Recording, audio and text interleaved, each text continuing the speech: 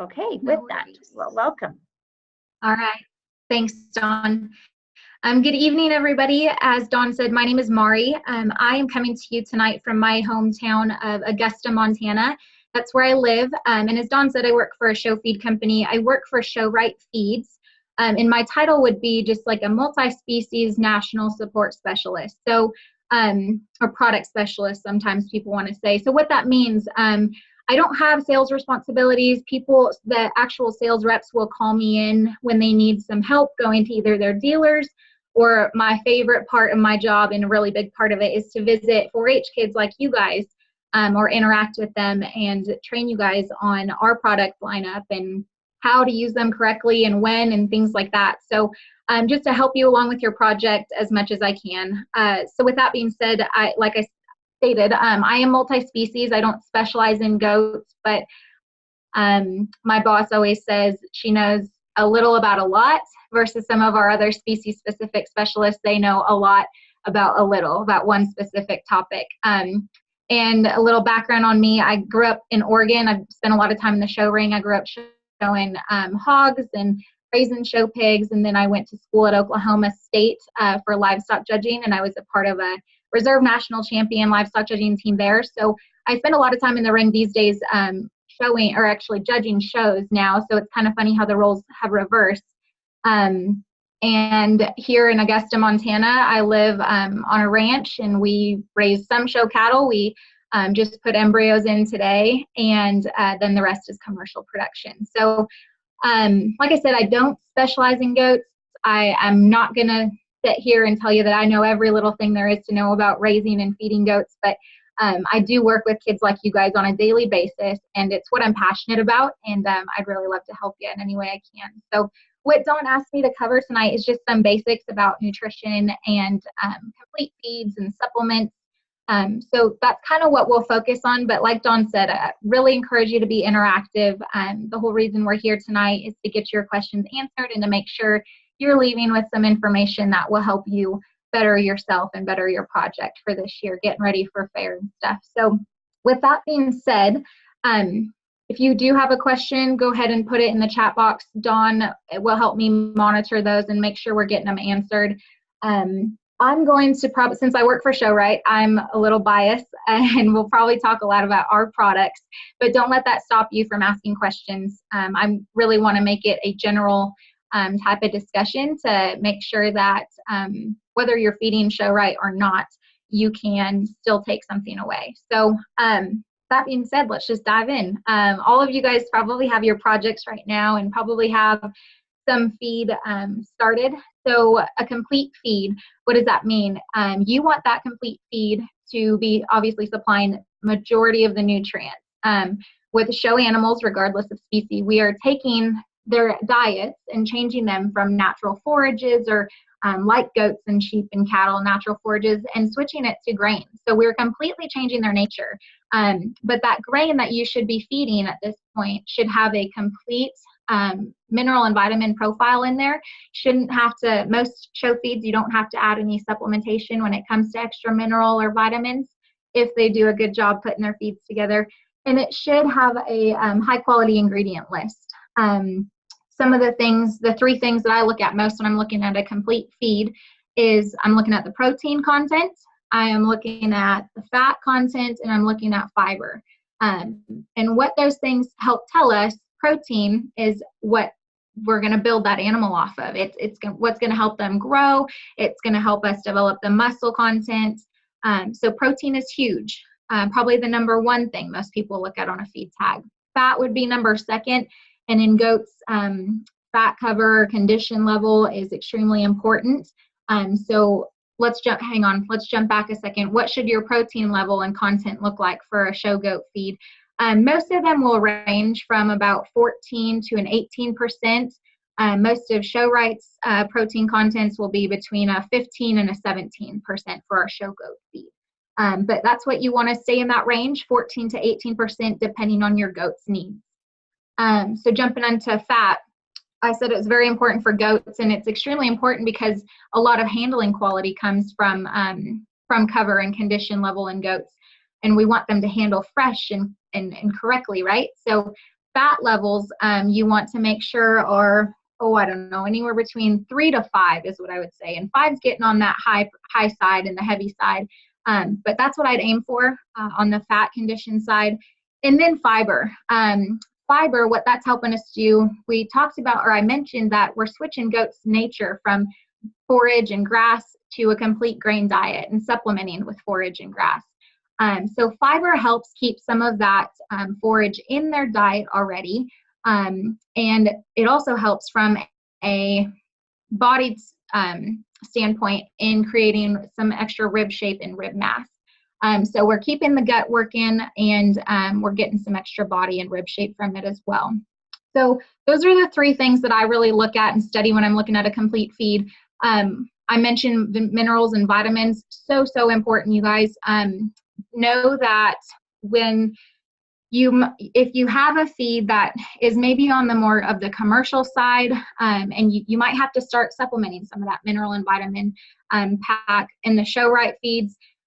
We're really proud of the mineral and vitamin pack we put in there. We use 100% organic minerals so that they are easily utilized by that animal's body. And all of the development, muscle, cover, growth, we have a really hard time accomplishing that stuff if that animal isn't getting their daily requirements of minerals and vitamins. So just be studying and make sure that ask your feed rep or whatever you might be using, that just to make sure that you're getting a really solid vitamin and mineral profile pack, because you might be shorting yourself otherwise. I've got a list of notes here, so if you see me looking, it's because I tend to ramble, so I got to keep myself on track somehow. Show Right's main market goat feed is called Advancer Plus, and you can use it on does as well, but it's really made a name for itself in the weather side of things. So that feed is a 15% protein, 3.5% fat, and a 12% fiber. Solid all the way around. This is a feed that you could use from first bite to last bite of that animal's life, from start to finish. You shouldn't have to switch anything. We might start adding in some supplements at the end, but this is one of the coolest feeds. It has really proven itself. I mean, I can confidently say it's the most winningest goat feed on the market. And I'm not just saying that because I work for the company. I even know some of our competitors that use the feed but put a different brand or name on it. So it's kind of funny. But why is this feed so good? This feed not only has all of the daily requirements that we talked about, what we add some bells and whistles is what I call them. We're adding a couple supplement technologies already in the bag, and we put things like added barley and some rumensin to help fight coccidiosis already in the bag. We did a cool study, or I did a cool study. This was in Utah, so commodity prices might be a little different, but I took all the supplements that it would take to create Advancer, to try and replicate Advancer Plus, and added them up. And if you wanted to make this feed on your own, it would cost you about $76 I'm just finding my facts here. Okay, 76, that was 2 years ago when I did this. Now it would cost you about $52 per bag if you were going to mix this feed at home. That's super high and way expensive, right? None of us could make any money off of that. But now you can get the Advancer Plus with all those additives, the same things, for anywhere from, depends on where you're at and price and stuff, but typically that feeds around $26 to $30 a bag. So the amount of additives and extras that you're getting in there, like the barley, like the rumensin, and there's an additive we'll talk about a little bit later called Right Factor for goats, and that is already in the bag of Advancer Plus. It helps with muscle development. So jam-packed with all sorts of good stuff, and that's part of the reason why it's been proven that it's so winning and so good. But it is it's a very nutrient dense feed. We're probably 20 to 30% more nutrient dense than other feeds, which means you're going to feed less of it. Those goats are going to eat less of it. I always think of it like a big old chocolate cake that I always have my mom make me for my birthday, and I always ask for a slice this big, just huge. I want all that I can get. Then I take one bite, and I'm like, holy cow, I can't eat all of that. I'm so full. It's so rich. That's a good way to put it, is rich. That's how Advancer Plus is for these goats. It's so nutrient dense. So we feed less of it. We feed about 2 to 2.5 pounds of that per day. And that'll vary a little bit as they continue to grow. There are some goats that I know as we get closer to fair and they're bigger and reaching their maturity, they're only eating 1.5 pounds a day. So they eat less of it. That's okay. Like I said, it's so nutrient dense. They're still getting all their daily intakes of what they need. Something that I think is super important to think about when you're feeding goats, or one of the calls that I get, common mistakes, I guess is a good way to put it. I have too many goat customers that want to feed just once per day and throw some grain out there and let them have at it, free access, kind of to nibble on and munch on as they please. I always encourage 4-Hers and people raising these projects to feed multiple times a day. Think about it this way. I've never heard a doctor say you want to eat one huge meal a day. You always hear doctors say you want to split it into smaller meals multiple times a day, right? So with that being said, if you're feeding 2 times a day, great. That's wonderful. Just like us, we eat in the morning, we eat at night. If you have a goat that's maybe behind and you're trying to play catch up with him and need to gain some extra pounds, you can feed multiple times a day and use that as a way to increase their consumption. So let's say you couldn't get them to eat 2 pounds, 1 pound in the morning and 1 pound at night. They just weren't consuming it. If you split that into 3 feedings, you could probably get them to consume that full 2 pounds a day by putting a feeding in at lunchtime too. So that's a really good tool. Feeding more often, feeding less amount more often is a good tool if you're just trying to get them to consume more, or if you're behind on weight and need to get more grain into them. Okay. Now, difference in feeding wethers versus does. I don't see a lot of difference in it, guys. When I'm talking to my customers and the people that have trained me, which I should probably mention so that you know where my knowledge and information is coming from, I work really closely with a few goat guys down in Texas. One of them, his name is Glenn Martin. He's kind of been the one that's taught me everything I know about goats. I've been fortunate enough to go down to his house and stay with them for a week and help feed and learn how they work them and how they select them, and how they feed is the biggest thing, how they use the products hands-on. So that was a really neat experience. And he has won over 50 majors with his kids on both the goat circuit, but also hogs and cattle. So they're all around a really, really impressive stock show family. The other people I work with and kind of learn from is Kevin Mock and Cade Hoffman, both goat breeders down in Texas as well.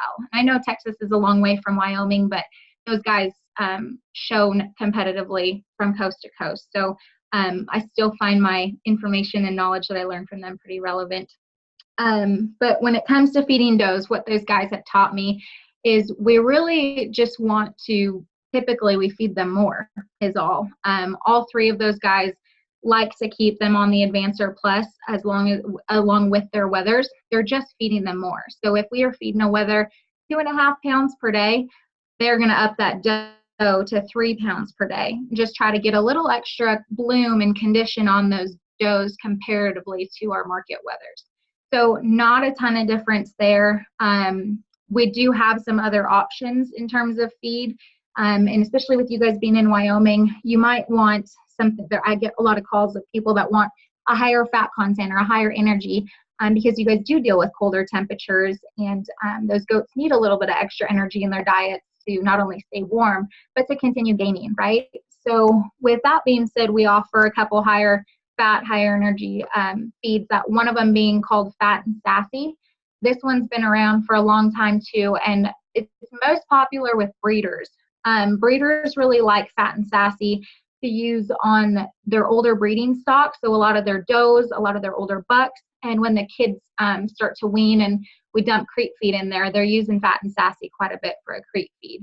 That one's just a touch higher in fat, to 4% versus the Advancer Plus at 3.5% fat, but solid feed, again, complete vitamin mineral profile. We do have one new feed that you guys in Wyoming especially might hear about. It's called GOAT, G period O period A period T period. This one was just launched last month. We haven't even done like a national news blast on it.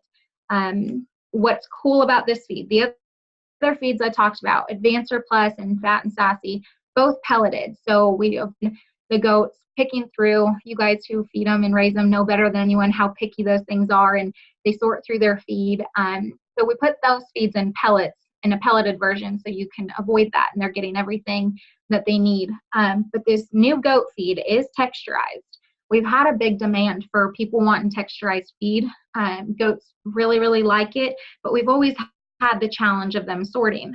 So we've put together this new feed and have yet to have an operation tell us that their goats are sorting. They go to it really well.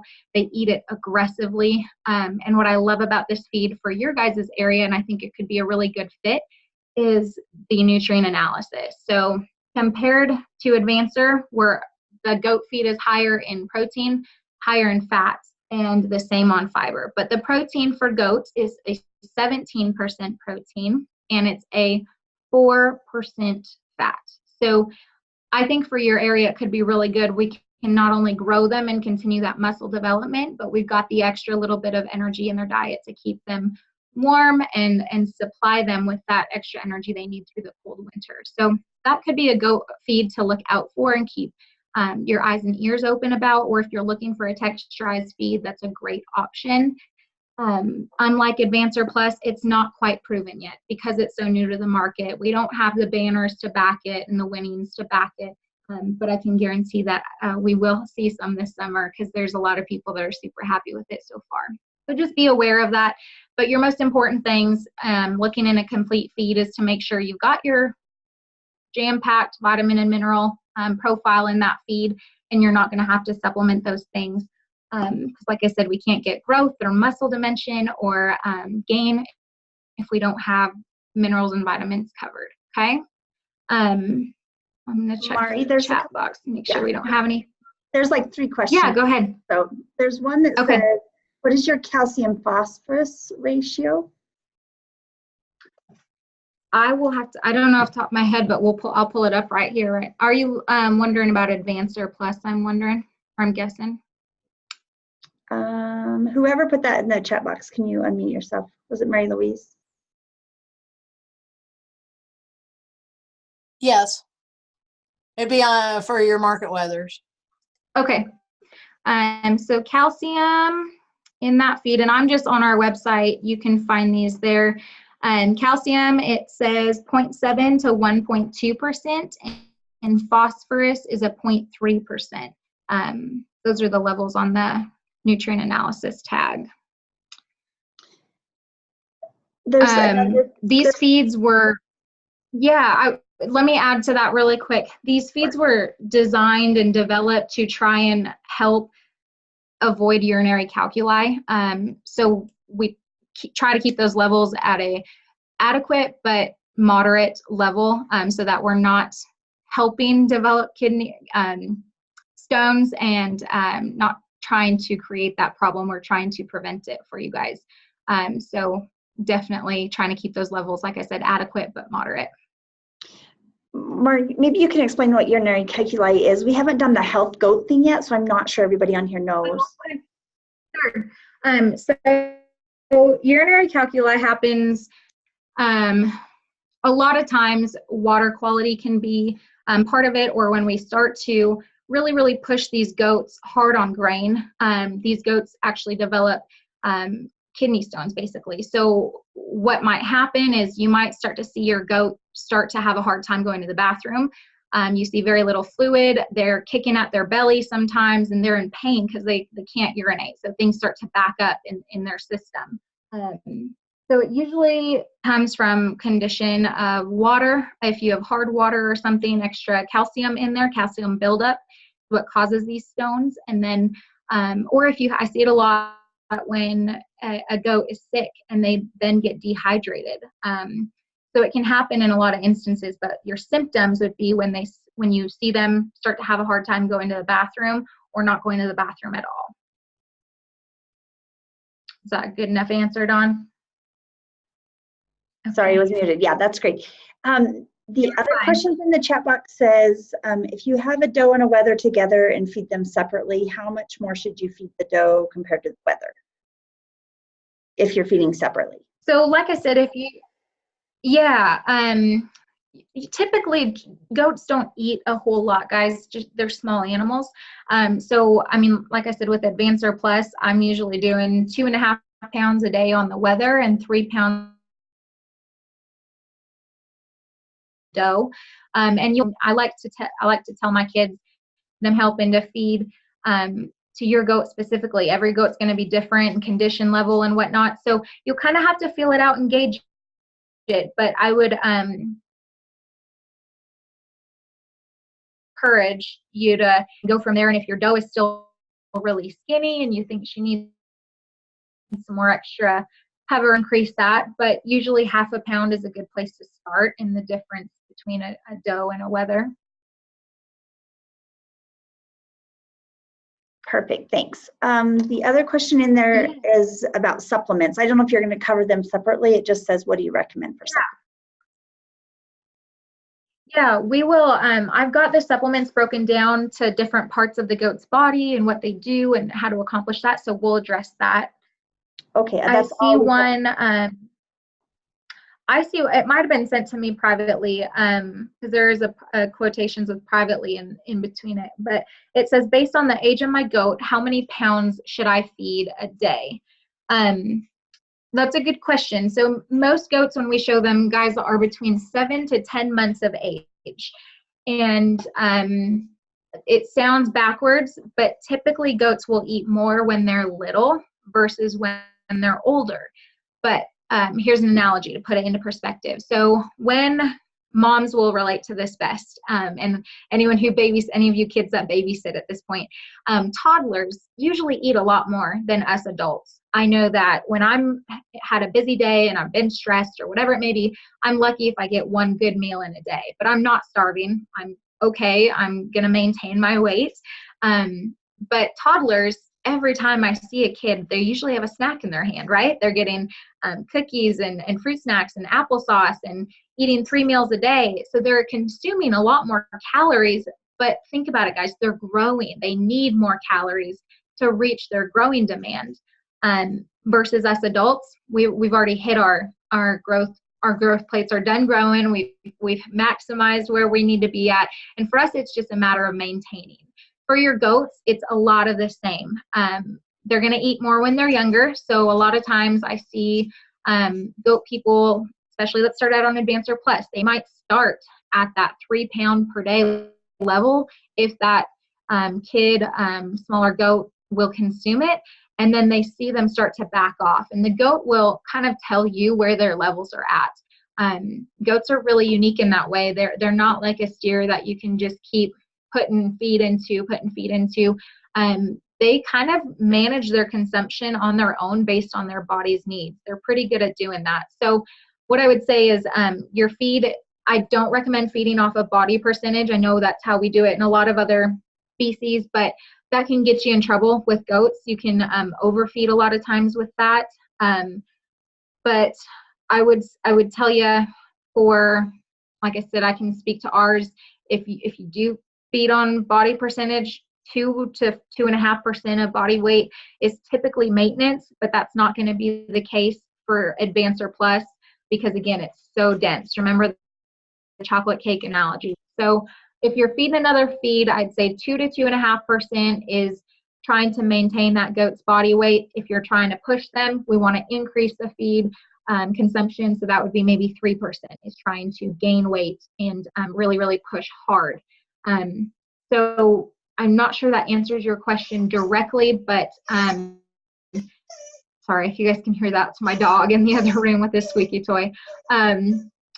We start Advancer higher, 2.5 to 3 pounds per day. And then as those goats get older, like I told you, we've got a goat, I'm helping feed a goat. And his endpoint is coming up here the second week of June, and he's only on 1.5 pounds of Advancer Plus per day. So he's eaten very little, but he is still gaining, which is impressive. But that just goes to show you, again, he's controlling his consumption based on what his body is telling him he needs. Okay. All right. I think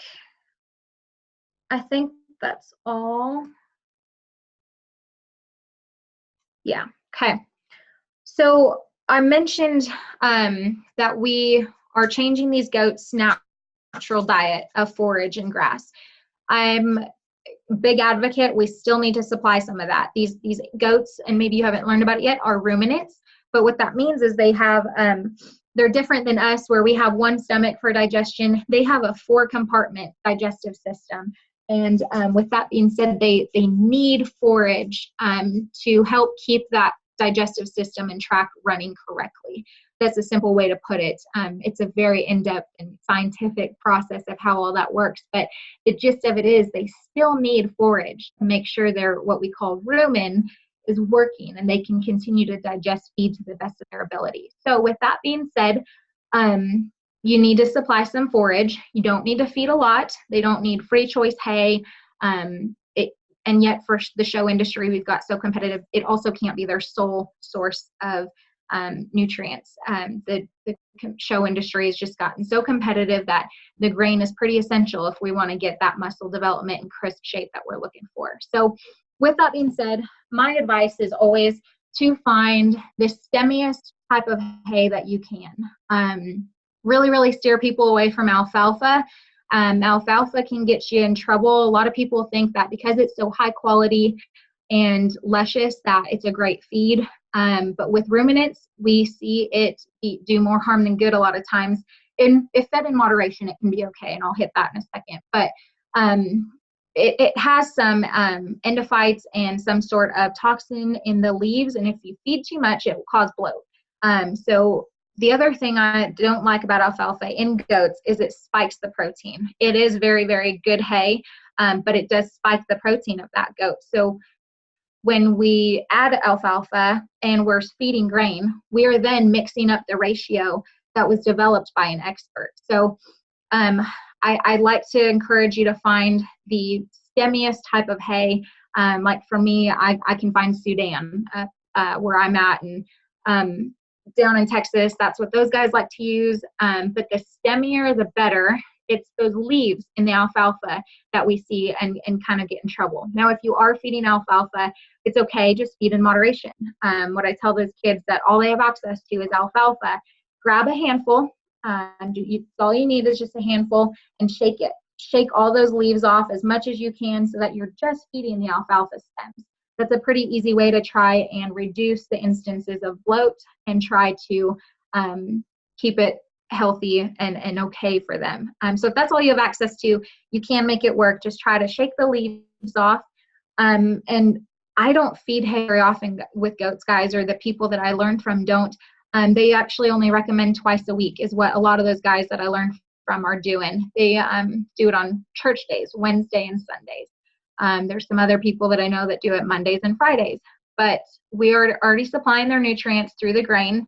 We just need that hay and forage to scratch their rumen and make sure it's still functioning correctly. So it's okay to feed hay every day if you're not comfortable. Some people, it's just natural for us to feed hay to these animals because it's natural for them, right? And if you're nervous about not feeding hay more than twice a week, it's okay, just do it in moderation. They don't need more than a handful, or a bird's nest is a good way to think about it. Everyone kind of knows that bird's nest size is typically about the same, but our handfuls can vary. If your kid goes out to feed a handful one night, to him it'll be a lot smaller handful, right? Versus if dad goes out the next morning, it's going to be a lot bigger handful. So a bird's nest is a good way to think about how much hay to feed at a time. And that's all we're feeding when we do the twice a week with hay as well. So just a bird's nest 2 to 3 times a week. If you're not comfortable with that, it's okay every day, just do it in moderation. If we feed full choice hay or free choice hay, we see typically a lot of hay belly and just getting too much body and too much belly. So that's why we're feeding that. So only a few times a week. But forage is still really important. What am I missing here? Okay, I think that's kind of what I had on the forage side of things. Do we have any new questions? Doesn't look like it. Okay, perfect. My next thing was to hit on urinary calculi, which we kind of already did. So just know that you don't need to add any extra mineral and vitamins to show rights feed specifically. Like I said, they are 100% organic minerals, so they're fully available, and they're chelated, so they don't get tied up by other minerals as well. And we do keep in mind that urinary calculi problem with goats. So these feeds are formulated with that in mind to help prevent that situation rather than create it. Okay. Before I get into supplements, water. I want to hit on water. Water is the most important nutrient of them all. We can feed the highest quality grain and the best type of hay and the most amount of supplements, but if we don't have high quality, good water, we're not going to get anywhere. Water, a lot of things can affect the intake for your animal. Temperature of water, placement of water, your watering system, do they know how to use it? Things like that. So in my experience with goats, I've already mentioned, and I think you guys know, you raise them every day, they are pretty finicky and very playful. And with that being said, I like to bucket water because I find a few things. I've had a couple instances where families I'm helping, they have like an automatic watering system or like a big trough with a nipple coming out of it of some sort. And I've seen goats, when they're jumping around, playing around, being as active as they normally are, injure themselves on it. Get big gashes, push each other into them, things like that. So I'm a big advocate for bucket water for a couple of reasons. You can place that water where you need to, out of the sunlight, in the shade. Number two, it's hard for a goat to hurt themselves. I mean, they might get a leg stuck in that bucket or something, but it's pretty easy to get out of it. Number three, and probably the most important reason I like bucket watering, is because you have to change that every day. So that animal's getting fresh water every single day. And that's probably my biggest reason for why I enjoy bucket watering. Now, just a fun fact, a side story here. When I was working, or not working, I got to go stay at Glenn Martin's house for a week and watch them feed and watch their system. I asked why he bucket waters, of course, and I asked why all of his buckets were black. Like most of the kids and families I work with, they all have the fun colored buckets, yellow, neon pink, blue, red, and theirs were solid black. And I just asked any rhyme or reason to that. And Glenn has broken these goats down to a study, so much so that he did a little scientific experiment himself with buckets to see if goats would drink more water out of a certain color of a bucket. And he found, I wrote this down, he found that they drank typically 75% more water in a day out of a black bucket than they did. The other colors that they used were yellow, red, and blue. And I think part of that reason is the goat can't see the bottom, and it's almost a mental game and challenge to them to drink as much as they can because they want to get to the bottom. So for whatever reason, Glenn did this little experiment and found that goats drink better out of a black bucket than they do any other color. So weird, I know, but I still think when we're trying to maximize these animals' genetic potential, little things like that can matter a lot. So just make sure your watering system is staying clean. Clean it about once a week. Don't ever clean your bucket. If you take the same bucket to a show, don't clean it right before you leave, because that animal might taste the bleach when you get to the show, and you might see them go off water. So I actually like to take a dirty bucket to a show so they're used to it and you know they're going to drink out of it and it's not changing a whole lot. But do clean it pretty often at home. I keep it fresh. Make sure you're cleaning that water out so that you don't grow fungus or bacteria, because that's just an incident where your animal's going to get sick. And then manage the temperature of that water throughout the summer, especially when that water is sitting out in the sun and just baking. I don't know about you guys, but there's nothing more refreshing on a hot day than just a cool, ice cold glass of water. And I know it's not possible for us to get our goats ice cold water every time, but if they have to go drink water that's been sitting there all day and is anywhere from 70 to 100 degrees in temperature, I mean, that's the furthest thing from refreshing, right? So we see them become dehydrated and then they go off feed and then they're not feeling good. So cool water is very, very important, okay? I cannot stress that enough. Now, Just double check, make sure we don't have anything. We can jump into some supplements if y'all are ready to. I know you guys are probably at the point where this is the most important thing is supplementing and starting to exercise. We'll hit on that too. Mari, so you've got your goat, yeah. But sorry, I just wanted to stop you before because I think that is going to be an important topic. There is a question in the chat box that says, what about pasture? Okay, pasture. Let me find it and read it really quick. What about pasture? Okay. This is a tough one because I know a lot of people, if you're raising goats, I mean, obviously pasture is great for those does and bucks, and it's a cheap way to feed. For your show projects, we only have anywhere from, like I said, we usually show goats when they're 7 to 10 months of age, and so we typically have them in these kids' hands for 4 to 6 months. And the show industry, basically, we've tried to control that environment of that animal 100% so that we can maximize that animal's genetic potential. By letting them out to pasture, I understand the benefits of it. However, there are some disadvantages too. We don't know what they're consuming. We don't know how much is what I'm getting at. We don't know how much they're consuming. So we have a harder time tracking and managing gain and weight. And we then can't add supplements and things like that. So if you want to start your goat on pasture, that's okay. I would prefer you don't, but I understand that's not possible for everybody. So I would encourage you to bring them in the last 60 days, if you can, into the barn, start to control that environment 100% so you know how much that animal's consuming, how much they're gaining, if you're going to make weight, if you're going to be where you want to be for weight, or if you're getting too heavy. That last 60 days, you can try to reel them in and control things again. But there's just too many unknowns in the pasture, in my opinion. So I would steer against it, but I understand why some people do it.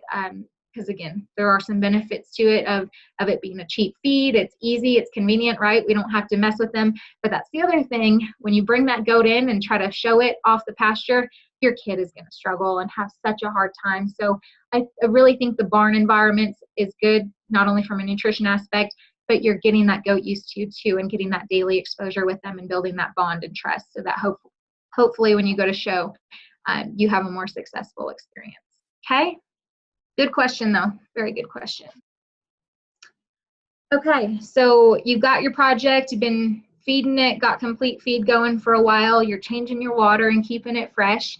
One thing I haven't hit on yet that I'm going to actually before I jump into supplements, a deworming program. And the pasture is a great comment, kind of sparked my memory about it.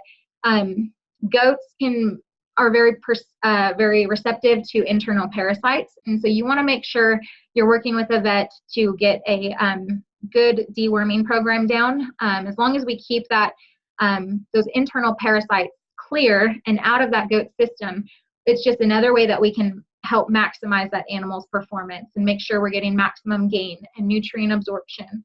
Because if we don't address the problem of internal parasites and we don't deworm our animals, that animal is basically just fighting for nutrients. That parasite stealing nutrients away from that animal that could, on other hands, be used for weight gain and muscle development, things like that. So I can't make anything on the record, any recommendations, but I can tell you that I know some people who are in areas more apt to parasites in the ground, and their goats picking them up, they will worm as often as 2 times per month. There are other places, and especially in a controlled environment in the barn, once per month. But just, I would encourage you to work with a vet and make sure you have an effective deworming program. All too often, that's one of the things. I have a lot of people come to me and say, my goat's not gaining. He doesn't look good. His hair and hide is really gross. And my first question is, when's the last time you dewormed? And too often I hear it, they don't have a record of deworming. So make sure you're doing it and work with a vet if you have questions on how and what to use and things like that. Okay. Okay. Before we start talking about supplements, I would encourage, as a feed rep, I get so many questions, what supplement do I need to use? And my first question back to that kid or parent is, what are you trying to accomplish? I think we probably in the show feed industry have positioned supplements as you have to have them, you must use them, but that's not always the case, guys. And supplements can be very, very expensive. If you don't need a supplement, if your goat is doing great and looks great on its own, you're just wasting money pouring supplements into them. So always know what you're trying to accomplish. And typically with supplements, we're doing probably two things. We're playing with muscle and we're playing with fat, and we're trying to alter them. And there are a few other things. There's digestive gut health supplements, there's structural supplements, there's a lot of things out there, but typically we're just trying to adjust their muscle and fat levels, okay? So with that being said, knowing how to read your animal and read their muscle and fat and know if you're at an okay place or not is super, super important. So want to talk to you and mention a couple of things first. From a judge's perspective, we handle muscle right over their rack, right behind their shoulder. That muscle, that's the first place every judge reaches, is that rack. And then we go back into their loin, which is between their last rib and their hip. So those are the top, basically, of that animal, of that goat, is where we're handling muscle. Then we typically, some goats will some judges will handle their lower leg. Other judges just like to look at it and see what kind of dimension drops from what we twist, which is kind of their butt, and down into their lower leg. We're looking at where that twist, the bottom of that twist, drops into their lower leg and how much muscle and shape is there. So we're looking at rack shape, loin, and lower leg dimension. Those are the three main areas where we're judging goats when it comes to market shows. And does. I mean, whether dam does, we're evaluating muscle as well. Now, when it comes to fat, some judges are a little bit different. I was always taught to, and it's, don't come across a lot of other people that do this, but handle fat actually when you're handling the loin. And I'll show you and talk about how I do that. Other judges will feel behind their shoulder, just at the front of their forerib, right behind their shoulder. What I found is that's not always genuine and not always true, because goats deposit fat a little bit differently.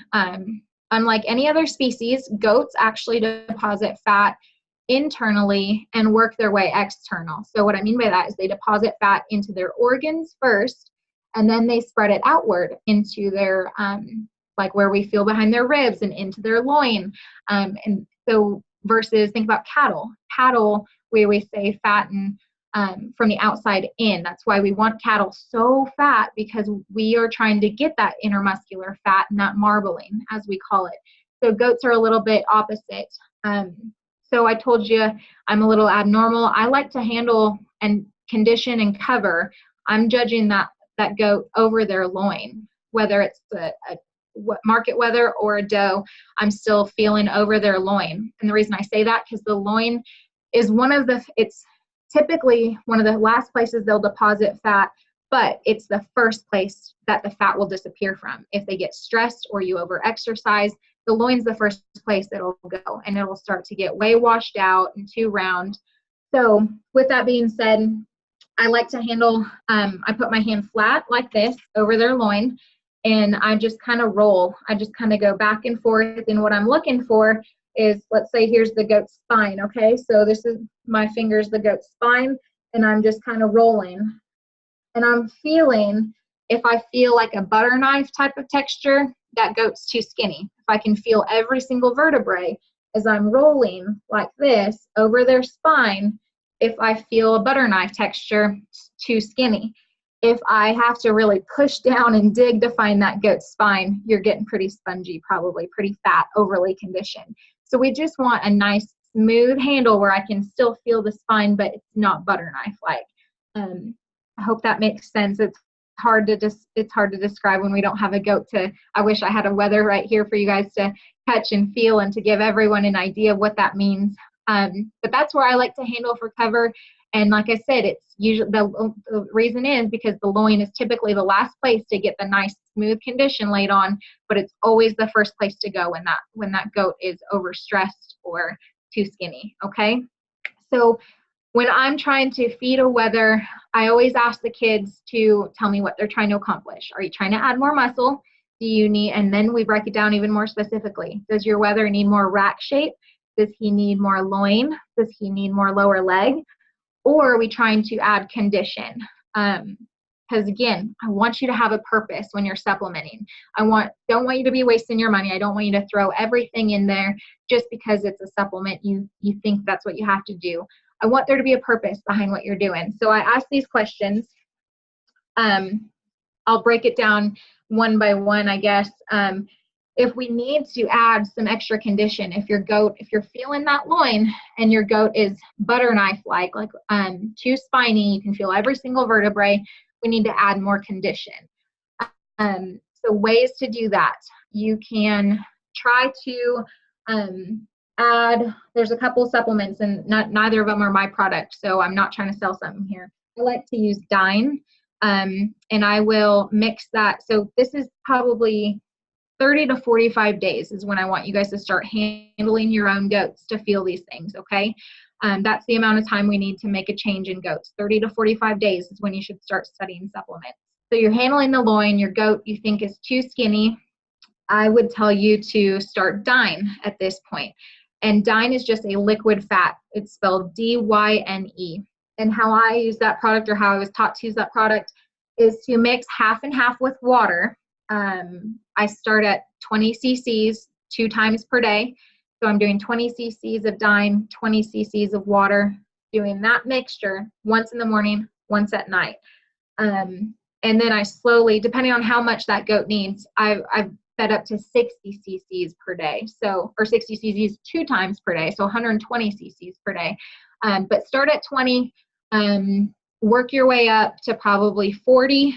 And if within 7 to 10 days your goat you still think is very skinny, go ahead and up that again to 60 cc's 2 times per day. But that's a half and half mix. It's easiest to drench because liquid fat isn't real appetizing to these goats.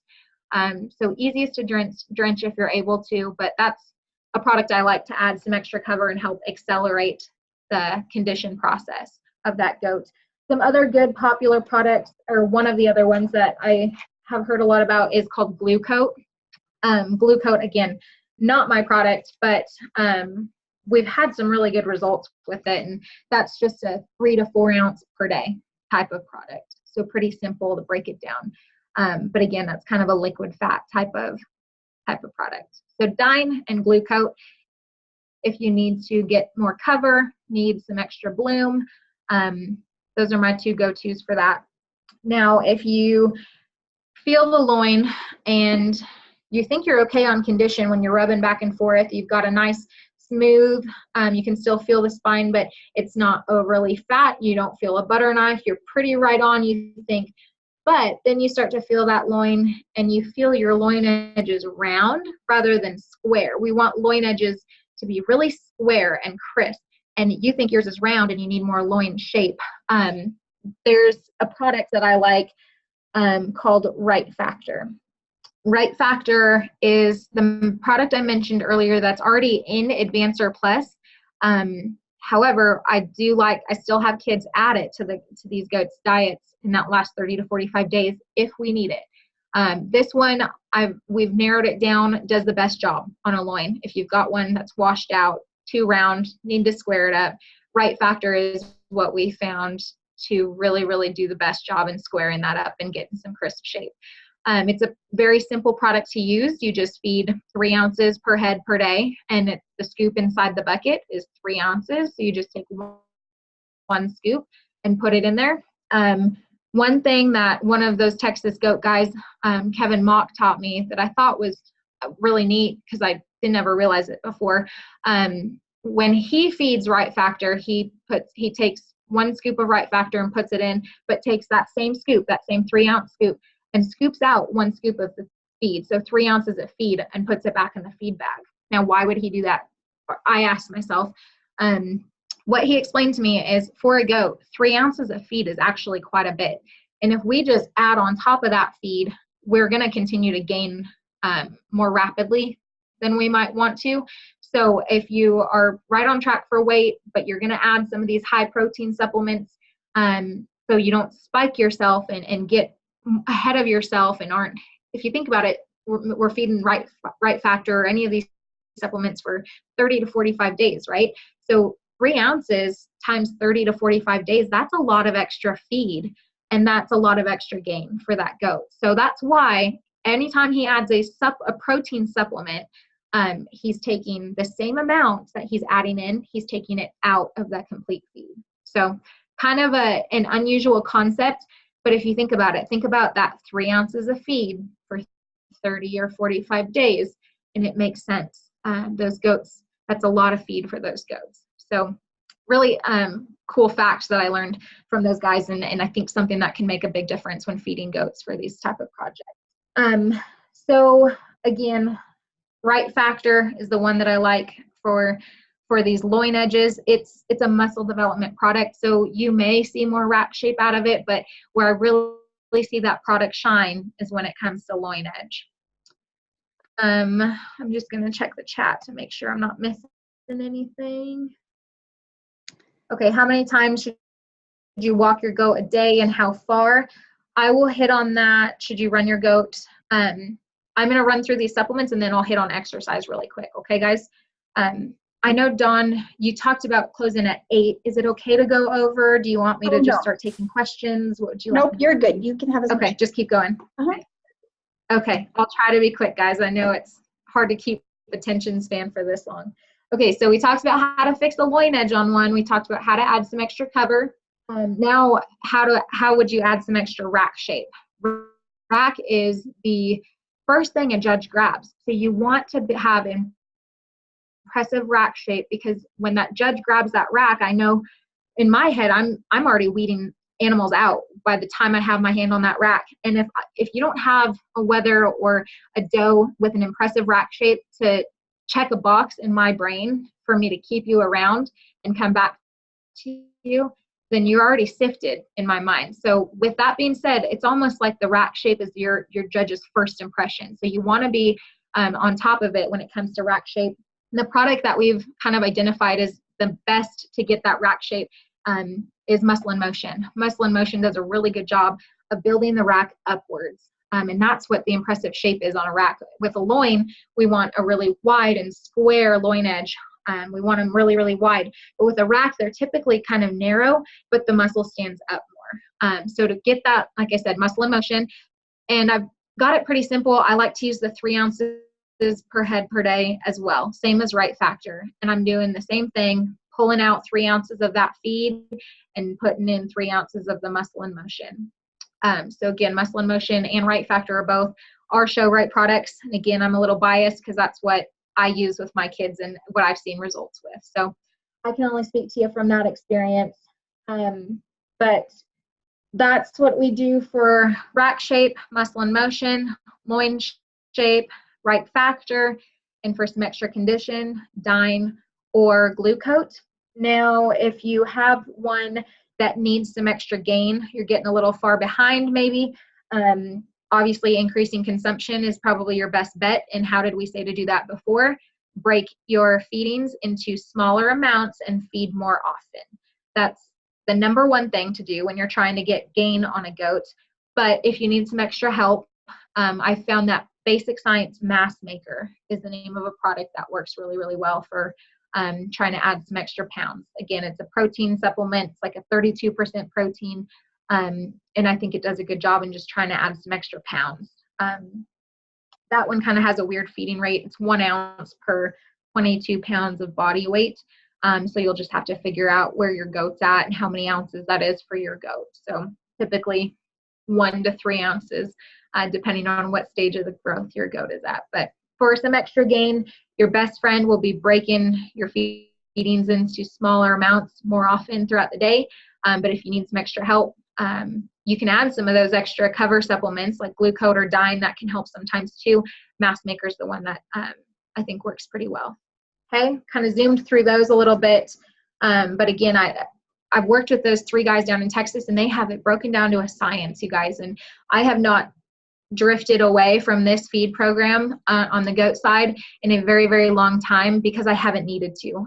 These things work, and it's what I'm comfortable with and comfortable recommending to you kids because I know that they work really, really well. So supplements, again, just know what you're trying to accomplish if you're asking for help, and if you're going to go use something and buy something, make sure you know what you're trying to accomplish, because otherwise you can do some damage to your wallet or your goat. Here's a good question. Do you think a goat needs a probiotic? So what a probiotic is it's helping with digestion and keeping that gut healthy. A probiotic is essentially feeding bugs in that animal's rumen and feeding the good bugs so that those good bugs can maximize nutrient absorption and digestibility, so you're getting the most out of your feed. What I will tell you is gut health products are always good. I don't think you can go wrong with gut health products. However, if you're feeding show right, they're already in the bag. We have yeast-based products in all of our goat feeds already to help with that. Feed the good bugs. We've got a product in there that's really cool. It actually attracts the bad bacteria, because there's good bacteria and there's bad bacteria inside the rumen. And this product of ours attracts the bad bacteria and flushes it out, but it leaves the good bacteria. So you're already doing that. If you're feeding show right feeds, you're already feeding those bugs and those microbes what they need to keep the rumen healthy and digesting. But like I said, I don't think you can overdo gut health products. If you have one go off feed, a nice dose of a probiotic is a good way to try and get them back on feed, because maybe their stomach just isn't feeling good that day. So it depends on your feed, I guess, is what my answer is. If you're feeding show right, not necessary. Does it hurt? No. If you're feeding a different company that doesn't put these gut health products already in the feed, then yes, I would encourage you to feed a probiotic to make sure you're keeping the rumen healthy and working efficiently. Good question.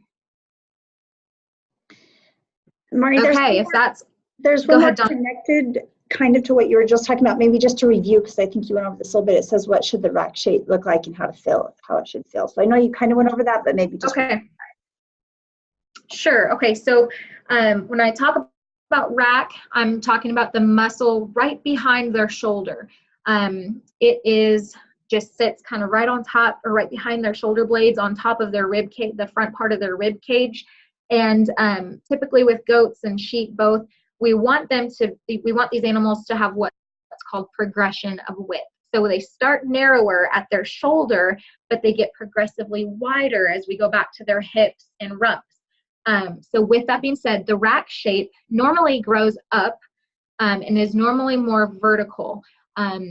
So we want rack shape. If you just touch a goat right behind their shoulder, we want it to meet our hand. I don't want to have to search for that rack shape. It should jump right up into my hand. So it's hard to describe over and not have a visual. Maybe I can pull it.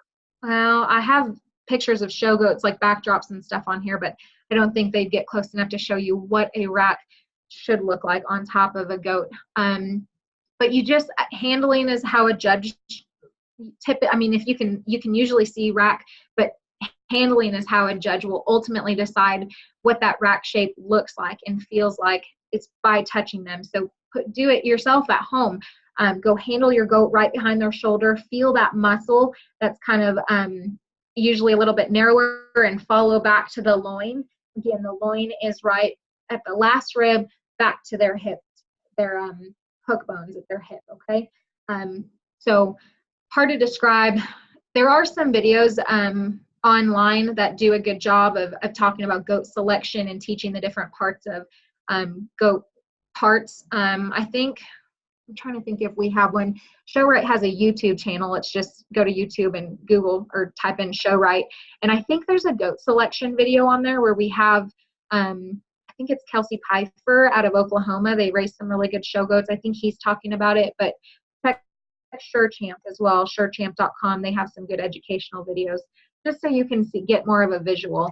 But I'd encourage all of you to go home and go out to the barn and handle your animal yourself. All of these things we're talking about, handle their rack, handle their loin, handle them looking for cover, like we talked about, kind of rolling your hand over their spine, over their loin, and see if you can feel what I'm talking about. Okay, so sorry, it's not a great answer to how a rack should look and feel like, but doing my best. Next question was, what is a good probiotic? You know, I think that can vary. The ones that I'm probably most familiar with, just because we use them sometimes, is the SureChamp versions. I think it's like, what is it called? VitaCharge, I think, is the one that we have in the barn, and we typically use it when the liquid, and we typically use it when we have one that just goes off feed. We don't use it every day because, again, we're usually on show right, and we don't have to use it every day. But if I have one that's just kind of acting lethargic or goes off feed for whatever reason, I'll give them a dose of that, and they usually bounce right back. So I can't talk a lot about many others. I've not come across a bad probiotic or heard of a bad one quite yet, but SureChamp's probably the one I'm most familiar with and would recommend, because, again, I know it works, so I'm comfortable recommending it to you guys. Okay. All right, should we hammer on some exercise? Okay, so exercising goats, again, typically want to start that 30 to 45 days before show. All too often, one of the more common mistakes I see when it comes to feeding goats is people start exercising too early. Those goats have to have enough condition to support the extra exercise, guys, because, again, we want them to handle correctly. They're too skinny, that judge is going to notice that, and you're going to get sifted lower than you want. So they have to be fat enough before they can start exercising, because by burning more calories, you're just going to get them skinnier. Is my internet okay, Dawn? I just got a notification that it was No. Can you hear? Do I still have you, Dawn? Can you hear me? Oh, no. Dawn, are you there? Yeah, can you hear us? Oh, I think we just lost her. Let's give her a minute and see if she can get back on. Here she comes. Sorry, Mari. Are we back? No worries. Yeah, you're back. It just kicked you. Maybe just start from the beginning of your little exercise. You kind of sound like a robot for a minute. Yeah, that's fine. So I was going on a rant about how goats have to be fat enough before we can start exercise, because if we start exercise before they have an adequate amount of cover, we're just going to get them too skinny and too raw, and it's hard to play catch up. We'd have to start adding some of those fat supplements and get energy into their diet. So again, your best friend is going to be trying to handle that loin and see if you're getting the butter knife. The butter knife feel, I wouldn't start exercising yet. Your goat's still too skinny. As long as you feel the smooth, you can still feel spine, but you're not feeling every single vertebrae, I probably wouldn't start exercising until you're there and it's adequate. And so exercise, the most important thing when it comes to, this goes for sheep and goats both, is upping their heart rate. We want to jump that heart rate and increase it at a rapid pace, and we want to get adrenaline, because the adrenaline is what's helping us build that muscle. Versus like hogs, for example, we walk our hogs for longer periods of time because we're trying to increase stamina, and that's what those species struggle most with, is stamina. Goats and sheep are built more like sprinters. Stamina is not quite as necessary. It's more so we exercise them for muscle shape. So you want to increase their heart rate as fast and as rapid as you can, and you want to get some sort of adrenaline in there. So a couple ways you can do that. First, I'll talk about the most common ways that I get told. This is what we do at home. A lot of families will just walk their goats. And then the other one that I get is most commonly is running around a pen. And those are better than nothing, guys. But again, when you're just walking your goat, you're not getting the adrenaline, you're not getting that rapid heart rate increase to create the muscle development we're looking for. So again, walking is better than nothing, but I really don't think you're reaping the benefits of it. And if you're running around a pen, okay, we can make that work. You can increase rapid heart rate. You can get some adrenaline, but most of the time, you as the kid or whoever's exercising them is getting more of a workout than that dang goat. We're not getting as much heart rate increase as sometimes we'd like to see. So the best method that I found that every kid has access to, I won't say every, majority of you will have access to, is what I like to call a reward-based exercise program. I like those kids and those families to walk their goat like 200 to 400 feet away from their barn, walk them away, and then let them sprint back to the barn. So I said it's a reward-based exercise program. Their reward is getting back to their barn, but their sprinting typically and so we're getting that rapid heart rate, and they're so excited. You usually get a spike of adrenaline too. So I'll mention treadmills and track dogs, and that's what the big guys do. That's what the big wigs use, but not everyone has access to those things, right? So this is the most common, this is the best way that I found that majority of you can do, is just this reward-based, walk them away from the barn 200 to 400 feet and let them sprint back. I have some kids that like to chase them back to try and increase the adrenaline a little bit, and that's okay, but I don't want your goat to be scared of you either. So if you guys have a good relationship and you don't think your goat will get too scared of you, go ahead and chase them back and try to get more adrenaline out of them. But just do that probably 2 to 3 times a week is the exercise that most goats need. If you have one that's overly fat, just kind of obese, you're going to need to exercise every day. But most of these goats, again, we don't want to exercise too much because we don't want to get them too skinny and too raw. We want to keep that condition and cover on them so that they handle well and fresh and are bloomy. So 2 to 3 times a week is a good routine, unless you have an obese one. We'll might need to step up our game to every day. But just doing that reward-based 2 to 3 times a week and run them maybe twice. Let them sprint back to the barn just twice in that day. That's usually a pretty good practice, and we've got a lot of good results with that. I mentioned a treadmill and a track dog, and yes, those are what the big wigs do, the guys that are winning national shows, because it's most effective. We see the best results out of those 2 things. I'll just run through it really quick in case any of you do have a treadmill.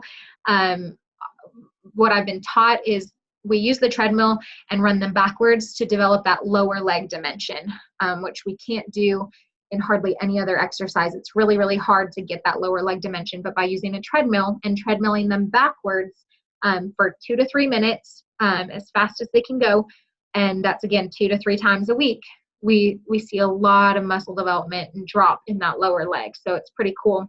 Now, a lot of people will use track dogs, where it's literally just either a straight track or a round track, and they've got a dog in one alley and the goat in the other, and the dog is trained to chase the goat. And what that does is we see the adrenaline spike, see the rapid heart rate rapid increase of heart rate. So that's what is helping us develop the muscle. And what I've seen out of track dogs is incredible how it can shape the belly of a goat.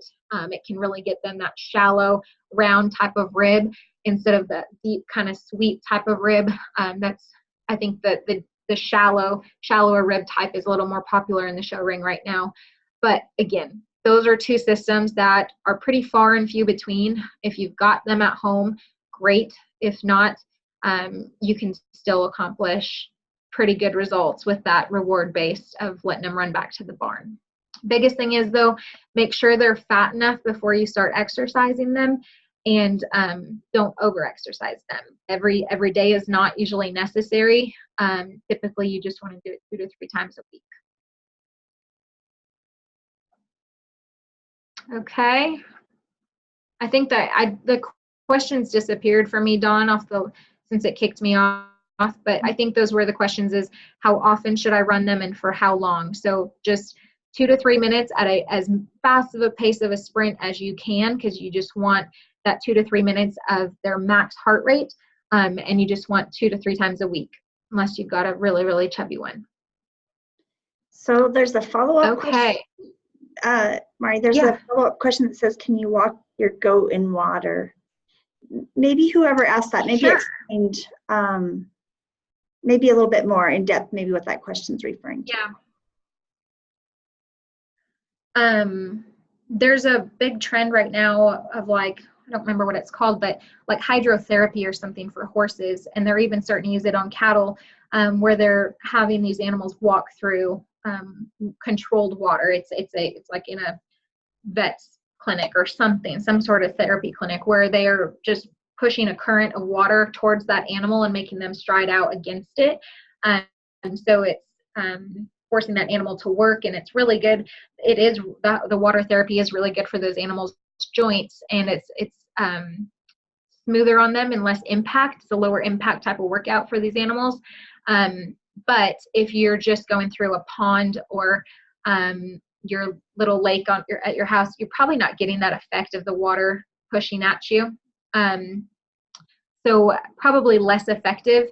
And I mean, you're probably better off running them, to be honest. I just don't think if you're walking them through still water, they're not having to work hard enough to actually get that adrenaline and heart rate increase. So I'd encourage you to probably run them instead.